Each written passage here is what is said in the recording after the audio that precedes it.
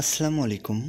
আপনারা অনেকেই আছেন যারা টিকটকে ভুল করে বিভিন্ন ধরনের ভিডিও আপলোড দেন, বাট আপনারা যদি ডিলিট করতে চান, অনেক সময় আপনারা ডিলিট করতে পারেন না। তাদের জন্য মূলত আজকের এই ভিডিওটা।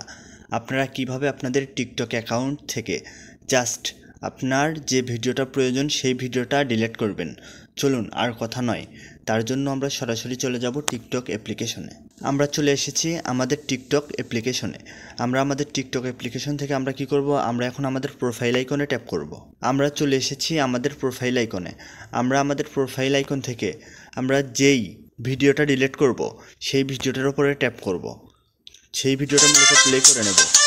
তারপর প্লে করার পর এখান থেকে আপনারা দেখতে পাচ্ছেন থ্রি ডট। আমরা সেই থ্রি ডটে ট্যাপ করব। থ্রি ডটে ট্যাপ করার পর আমরা এগুলো স্লাইড করে নেব। নিয়ে আপনারা এদিকে লাস্টে দেখতে পাচ্ছেন কর্নারে ডিলেট। এই ডিলেট অপশনে ট্যাপ করব। আপনারা এখান থেকে দেখতে পাচ্ছেন restore post with 30 days.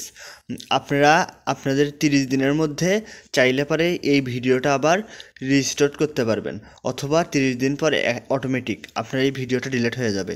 Delete করতে চাইলে এখান থেকে ডিলিট অপশনে ট্যাপ করবেন। আপনারা দেখতে পাচ্ছেন আমাদের ভিডিওটা সম্পূর্ণভাবে ডিলিট হয়ে গেছে।